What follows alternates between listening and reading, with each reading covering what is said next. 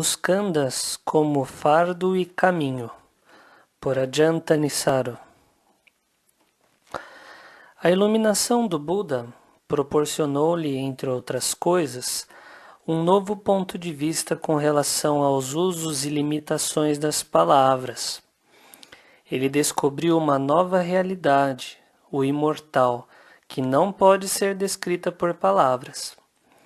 Ao mesmo tempo, ele descobriu que o caminho para a iluminação pode ser descrito, embora envolva uma nova maneira de ver e conceituar o problema do sofrimento. Como os conceitos comuns eram com frequência meios pobres para ensinar o caminho, ele teve que inventar novos conceitos e expandir palavras já existentes para abranger esses conceitos de modo que outros pudessem experimentar a iluminação por si mesmos. Um dos novos conceitos, que é essencial dentro dos seus ensinamentos, foi este dos Khandas, mais frequentemente traduzido para o português como agregados. Antes do Buda, a palavra em Pali Khanda possuía significados bastante comuns. Um Khanda podia ser uma pilha, um maço, um amontoado, uma massa. Também poderia ser o tronco de uma árvore. No seu primeiro sermão, no entanto, o Buda lhe deu um significado novo, psicológico, introduzindo o termo Khandas influenciados pelo apego, para sumarizar a sua análise da verdade do sofrimento. Ao longo do restante da sua carreira de ensino, ele se referiu frequentemente a esses Khandas psicológicos. A sua importância nos seus ensinamentos, desde então, tem sido óbvia para cada geração de budistas. Menos óbvia, no entanto, é a questão sobre como eles são importantes. Como um meditador deveria fazer uso do conceito dos Khandas? Quais questões deveriam ser respondidas? A resposta mais comum a essas questões é melhor exemplificada através de 2 livros acadêmicos recentes dedicados ao tema. Ambos tratam os Khandas como a resposta do Buda à questão: o que é uma pessoa? Esta é a citação da sobrecapa do primeiro. Se o budismo nega um eu permanente, como é entendida a individualidade?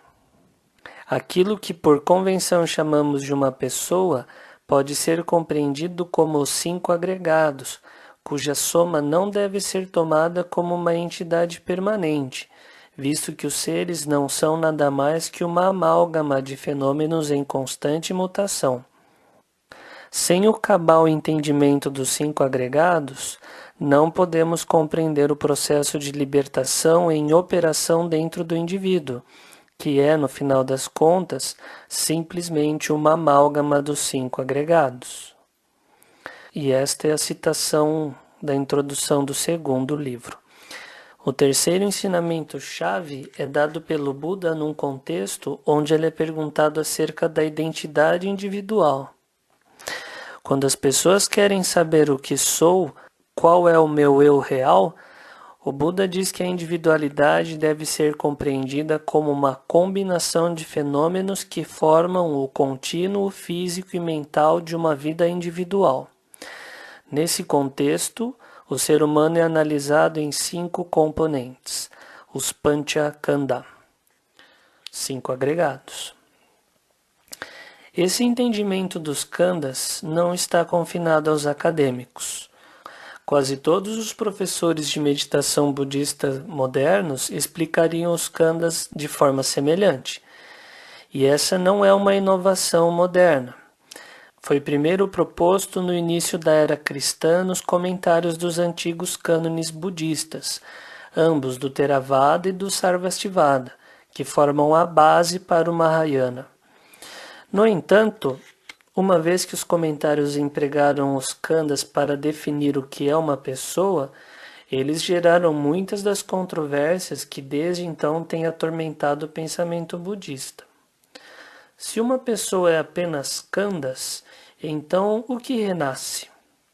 Se uma pessoa é apenas Khandas, e os khandas são aniquilados ao alcançar Nibbana, então Nibbana não seria a aniquilação da pessoa? Se uma pessoa é khanda e os khandas estão interrelacionados com outros khandas, como é possível que uma pessoa alcance Nibbana sem arrastar consigo todas as demais pessoas? Uma grande parte da história do pensamento budista tem sido a história de tentativas engenhosas, mas infrutíferas de resolver essas questões. É instrutivo observar, no entanto, que o cânone em Pali nunca menciona o Buda tentando respondê-las. Na verdade, o cânone nunca menciona o Buda tentando definir de maneira nenhuma o que é uma pessoa. Ao invés disso, o cânone menciona o Buda dizendo que definir a si mesmo, de qualquer forma que seja, é limitar a si mesmo, e que a pergunta "o que sou?" é melhor ser ignorada. Isso sugere que ele formulou o conceito dos khandas para responder outras questões distintas. Se, como meditadores, queremos fazer o melhor uso desse conceito, deveríamos procurar saber quais eram essas questões originais e determinar como elas se aplicam à nossa prática. O cânone retrata o Buda dizendo que ele apenas ensinava 2 tópicos, o sofrimento e o fim do sofrimento. Uma análise dos discursos em Pali mostra ele empregando o conceito dos khandas para responder a questões básicas relacionadas com esses 2 tópicos. O que é sofrimento? Como é causado? O que pode ser feito para que essas causas tenham fim? O Buda introduziu o conceito dos khandas no seu primeiro sermão em resposta à primeira dessas questões. A sua definição resumida do sofrimento era os 5 khandas influenciados pelo apego. Essa frase críptica pode ser explicada recorrendo a outros trechos do cânone. Os 5 khandas são maços ou amontoados de formas, sensações, percepções, formações e consciência. Nenhum dos textos explica por que o Buda empregou a palavra khanda para descrever essas coisas. O significado de tronco de árvore pode ser relevante para o simbolismo do fogo, tão abundante no cânone. Nibbana como a extinção dos fogos da cobiça, raiva e delusão, mas nenhum dos textos faz essa conexão de modo explícito. A imagem mais comum e explícita é dos khandas como um incômodo. Podemos imaginá-los como pilhas de tijolos que carregamos sobre os nossos ombros. No entanto, essas pilhas são melhor compreendidas não como objetos, mas como atividades, pois um importante texto define-as em relação às suas funções. Forma, que abrange todos os tipos de fenômenos físicos, dentro e fora do corpo. Está sujeita ao desgaste e à desforma. A sensação sente prazer, dor e nem prazer nem dor. A percepção rotula ou identifica os objetos ou fenômenos. A consciência realiza a cognição através dos sentidos, juntamente com os seus respectivos objetos. Dos 5 khandas, as formações, sankhara, em Pali, são o mais complexo. Trechos do cânone definem as formações como intenção, mas elas também incluem uma gama variada de atividades, tais como a atenção, avaliação e todos os processos ativos da mente. Também é o khanda mais fundamental, pois a sua atividade principal é tomar o potencial das experiências da forma, sensações, etc., que provém do passado e transformá-las na experiência tangível dessas coisas no momento presente. Então, a intenção é parte integrante da nossa experiência de todos os khandas. Um ponto importante, pois isso significa que existe um elemento de intenção como parte de todo o sofrimento. Isso abre a possibilidade de ser possível dar um fim ao sofrimento mudando as nossas intenções, ou abandonando-as por completo. que é precisamente o propósito dos ensinamentos do Buda.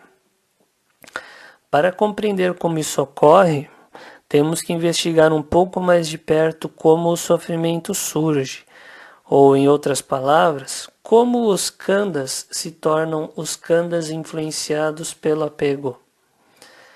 Quando os khandhas são experimentados, o processo das formações em geral não para simplesmente nisso. Se a atenção focar nas características atrativas dos khandhas, formas belas, sensações prazerosas, etc., isso poderá dar origem à paixão e ao deleite. Essa paixão e deleite podem assumir muitas formas, mas a mais tenaz é a ação habitual de fabricar um senso de eu ou meu, identificando-se com um khandha em particular, ou um conjunto de khandhas, ou reivindicando a posse deste. Essa noção de um eu e meu raramente é imóvel. Ela vagueia como uma ameba, mudando de perfil à medida que muda de localidade, algumas vezes expandida, algumas vezes contraída. Pode ver a si mesma como idêntica ao khandha, como possuidora de um khandha, como existindo dentro de um khandha, ou como tendo um khandha dentro de si. Em certas ocasiões, sentindo-se finita, em outras infinita. Qualquer forma assumida será sempre instável e insegura, pois os khandhas que proporcionam o seu alimento são simplesmente atividades e funções, impermanentes e insubstanciais. De acordo com as palavras do cânone, os khandhas são como a espuma, como uma miragem, como bolhas que se formam quando a chuva cai sobre a água. Os khandhas são pesados só porque a empunhadura de ferro com a qual tentamos agarrá-los é um incômodo. Enquanto estivermos viciados na paixão e no deleite por essas atividades, enquanto nos apegarmos a elas, estaremos destinados ao sofrimento. A abordagem budista para dar fim a esse apego, no entanto, não é a de simplesmente abandoná-lo.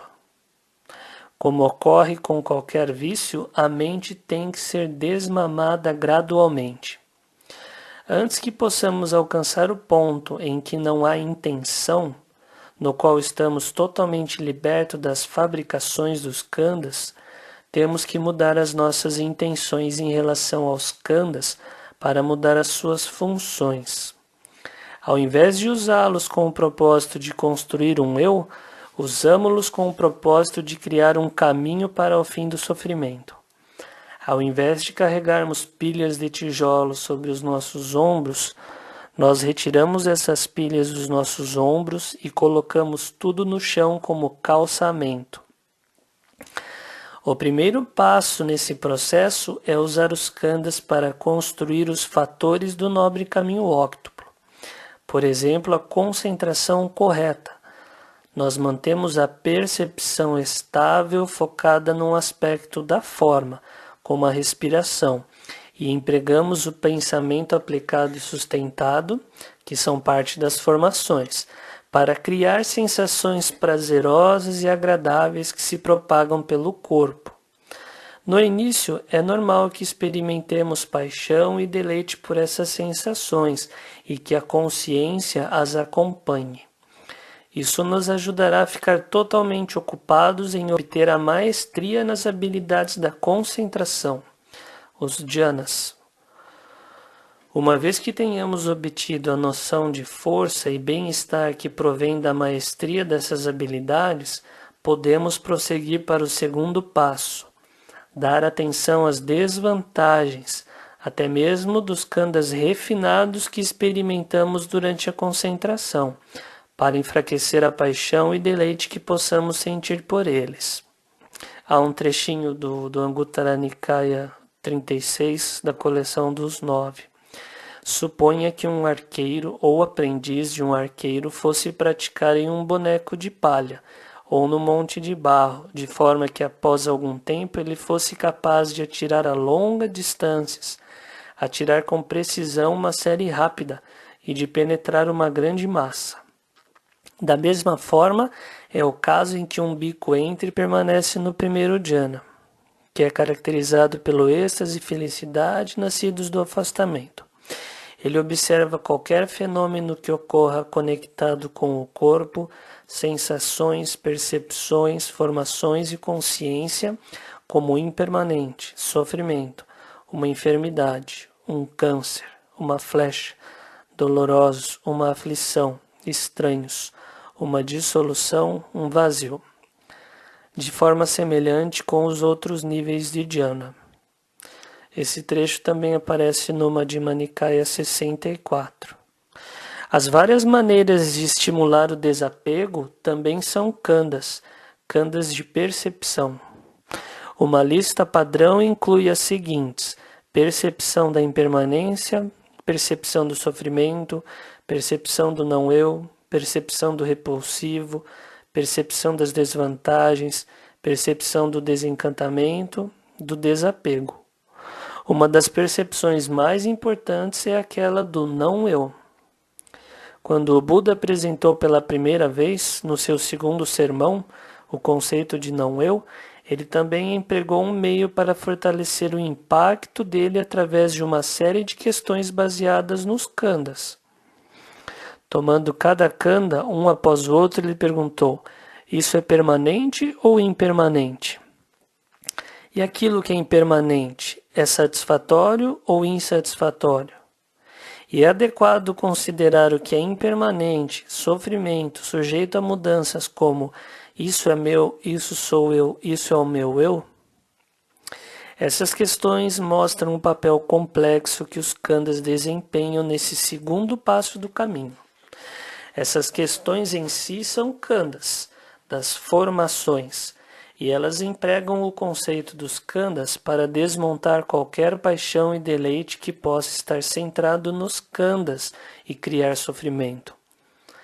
Desse modo, nesta etapa, empregamos khandas que apontam para as desvantagens dos khandas. Se forem empregadas de forma inábil, no entanto, essas percepções e formações podem simplesmente substituir a paixão pelo seu oposto, a aversão. É por isso que elas têm de estar baseadas no primeiro passo, o bem-estar construído no dhyana, e acoplado ao terceiro passo, as percepções do desapego e cessação que inclinam a mente na direção do imortal. Isto é a paz, isto é o sublime, isto é o silenciar de todas as formações, o abandono de todas as aquisições, a destruição do desejo, desapego, cessação, nibbana. Estes são, na verdade, os khandas da percepção que direcionam a mente para além de todos os khandas. Os textos dizem que esse processo de 3 passos pode conduzir a um dentre 2 resultados.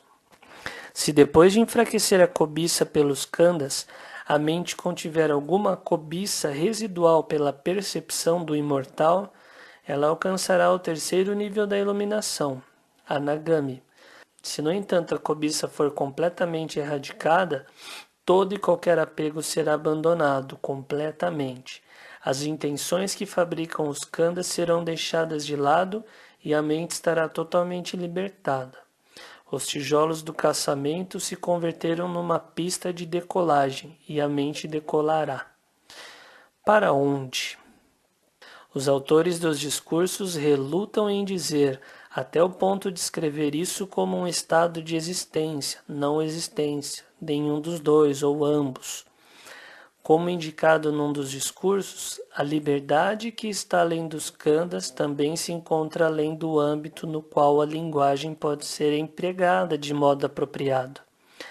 Existe também o problema real e prático de que qualquer noção preconcebida dessa liberdade, se agarrada como um khandha de percepção, poderá facilmente funcionar como um obstáculo para sua realização. Por outro lado, existe também a possibilidade de que, se empregado de forma adequada, esse tipo de khandha da percepção possa funcionar como uma ajuda no caminho. Assim, os discursos oferecem pistas na forma de símiles, referindo-se à libertação como não formado, o fim, sem impurezas, a verdade, o que está mais além, o sutil, o difícil de ser visto, o que não envelhece, permanência, o que não se decompõe, o sem características, não elaboração, paz, o imortal, sublime, felicidade, consolação, o fim do desejo, o excelente, o maravilhoso, segurança, desatamento, o sem aflições, sem paixões, pureza, libertação, desapego, a ilha, abrigo, refúgio, o último. Outros trechos mencionam a consciência nessa liberdade, sem características ou superfície, sem fim, totalmente luminosa. Como além dos limites de tempo e espaço, experimentada quando as 6 bases sensuais deixam de funcionar. Nesse aspecto, ela difere do khandha da consciência, que depende das 6 esferas sensuais e que pode ser descrito através de termos como próximo ou distante, passado, presente ou futuro. A consciência sem característica é dessa forma a consciência da iluminação. E a liberdade dessa consciência é transportada mesmo quando uma pessoa iluminada retorna para a consciência comum, como o Buda disse de si mesmo. Liberto, desassociado e emancipado da forma, o Tathagata permanece com a consciência irrestrita, liberto, desassociado e emancipado das sensações, percepções, formações, consciência, nascimento, envelhecimento, morte, sofrimento, impurezas. O Tathagata permanece com a consciência irrestrita. Isso mostra mais uma vez a importância de formular as questões corretas no que diz respeito aos ensinamentos sobre os khandhas. Se você empregá-la para definir aquilo que você é como uma pessoa, irá se restringir sem nenhuma razão. As questões continuarão se acumulando, mas se você empregá-los para dar um fim ao sofrimento, as suas questões serão descartadas e você estará livre. Você nunca mais se apegará aos khandhas e não precisará mais usá-los para dar um fim ao sofrimento criado por você mesmo. Enquanto você ainda estiver vivo, poderá empregar os khandhas, quando necessário, para qualquer fim hábil que você considerar adequado. Depois disso, você estará libertado de todos os usos e necessidades, incluindo a necessidade de encontrar palavras para descrever essa liberdade para si mesmo ou para qualquer outra pessoa.